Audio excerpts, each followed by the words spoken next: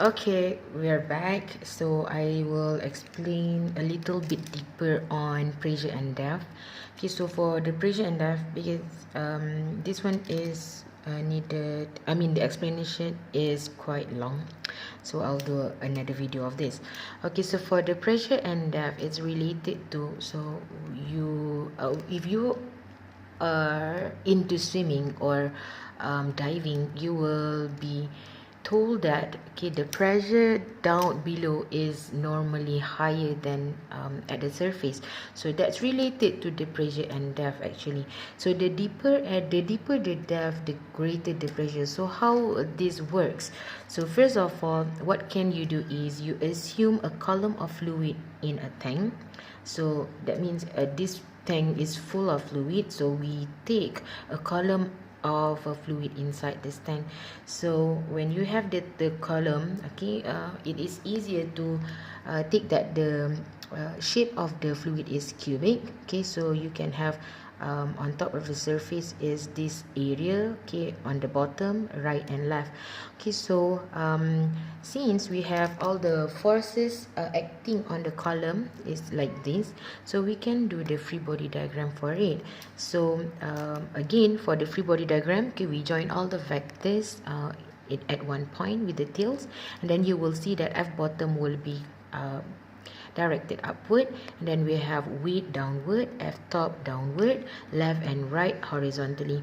So what you should also see that from the pressure equals to F over A here just now. Okay, so you will have for the force is equals to pressure multiplied with the area. So you will have P2A2, P1A1. So what you can also need to see, what you should also see is that there are two parts. Okay, when we deal with vectors in two dimensions, so we need to deal with them separately. So for the first one, horizontally, we will see that force left and force right will cancel each other. Why? Because the area is the same and you don't have any other forces to balance the equation. So that means F left and F right will be cancel each other. But for vertical direction, you will have only you will have on the left side is F bottom, and then is equals to F top plus with weight. So it's actually force bottom minus W minus F top equals to 0 because this is not moving. Okay, and then what will happen from there? You will have F bottom, okay, you just expand the equation and then substitute here. You will have F2A2, P2A2 equals to P1A1 plus mg. So from here, we know that the area at the top and bottom is the same. So we just take it as A2 equals to A1. Okay, and then make it just A here. So P2 minus P1, so you bring this to the left side, so you will have A outside the bracket equals to mg here. Okay, because we want to derive for the equation, so for A is actually volume multiplied with the height, okay, for the column. So what you can do is, okay, you will have A equals to V over H, and then mass equals to density multiply with the volume. So this is what you can also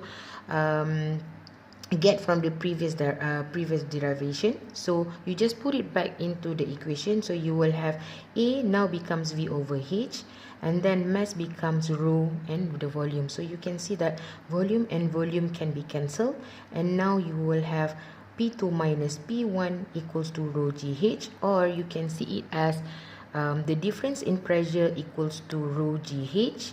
G is your gravity, so the value is still the same. G equals to 9.81 ms negative 2, and then or you can also write it in terms of P2 equals to rho GH plus P1. So this will indicate that the pressure below is higher than the top. Good job. Peace.